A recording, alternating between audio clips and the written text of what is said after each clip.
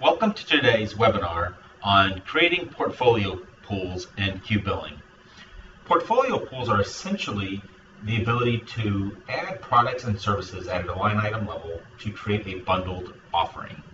So let's go ahead and take a look at a real life example with this. So we're going to go ahead and use a cloud computing offering, and we're going to compare and contrast a little bit how one vendor does pricing versus a separate vendor and how this would relate in QBilling. So if we go into Amazon Web Services and look at their cloud hosting offerings, and we look at their M3 instances. So you have an M3 instance, and within that M3 instances, you have packages that you can buy. The M3 medium, large, extra large, and double extra large. And within each of these packages, you have a certain amount of resources listed as virtual CPUs, memory, and SSD storage available within those models. And when pricing is done within the Amazon model, what you will essentially find is that the M3, let's say the M3 2 extra large, would have an effective monthly rate of about $277.40 out of Northern Virginia. So Amazon has different pricing based off of where you buy products and services. So if we hop into QBilling, we can do the exact same thing.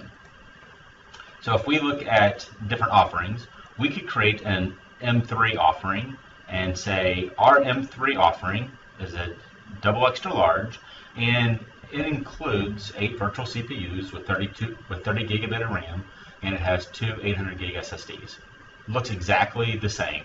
We can go into our pricing module and look at the pricing for that same offering, and in our system we would see the M3 2 extra large, and it has the exact same price that you'd see on the AWS website of $277.40 out of the delivery location of WDC or Northern Virginia.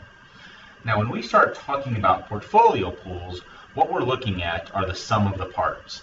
So if we're going to go in and do a secondary example, let's take a look again at AWS. So in AWS, if we looked at M3 extra large configuration, what we would find would be the following. We'd find the M3 extra large has a different price, so $138.70, and the M3 extra large has 4 core, 15 gig of RAM, and 2 40 gig disks.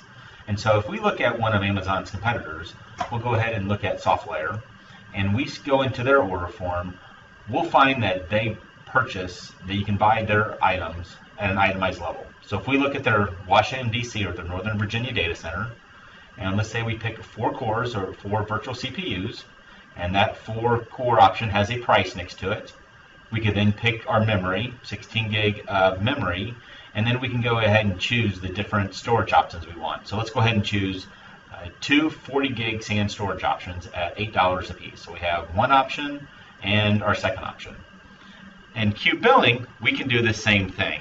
So in this example, we're looking at the equivalent Amazon of an M3 extra large configuration. In QBilling, when we go to create an M3 extra large configuration at an itemized level, here's what we need to do. We can go ahead and create a pool. In our pool, we can create a M3, let's say, extra large. And within the M3 extra large, we'll need to populate a few pieces of information. So we'll say this is effective as of a date. So let's go ahead and say as of January 1st, 2015. And the M3 extra large, again, consisted of 3 primary components. So we needed 4 cores, or 4 virtual CPUs. So let's go ahead and add 4 cores, 4 virtual CPUs.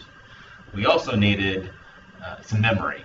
So in this instance, we had about 15 gig of memory. And then the last thing we needed was some storage. So we needed 40 gig of storage. Now when we looked at it, we need to build our pool of what is included in this bundled offering.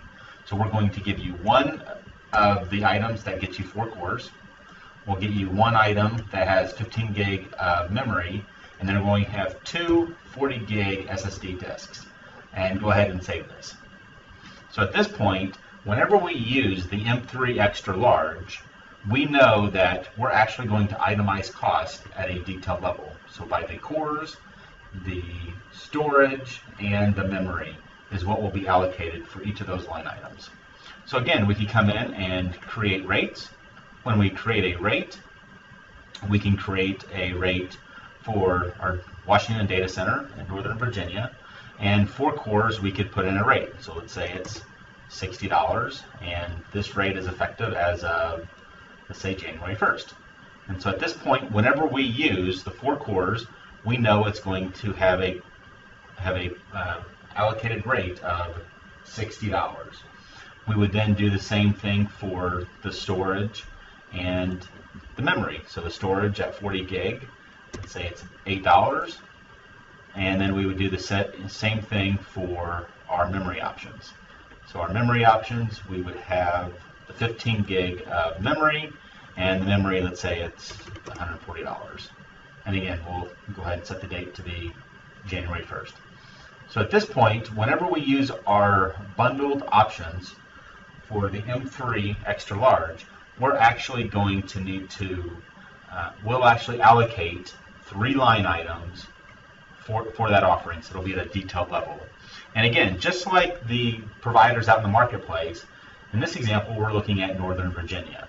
But if we went into our offerings and set up a different delivery location, so in the Americas, let's say we added, let's say San Jose as a data center, and this is for Northern California, we then can provide all of our different products and services out of Northern California. So if we wanted to go in and create a rate for, again, let's say our M3 offerings,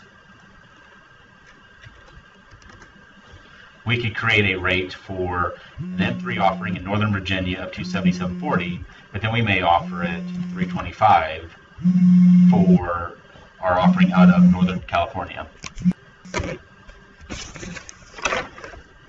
And there we go. This example of creating portfolio pools looked at how we manually create these offerings in QBilling.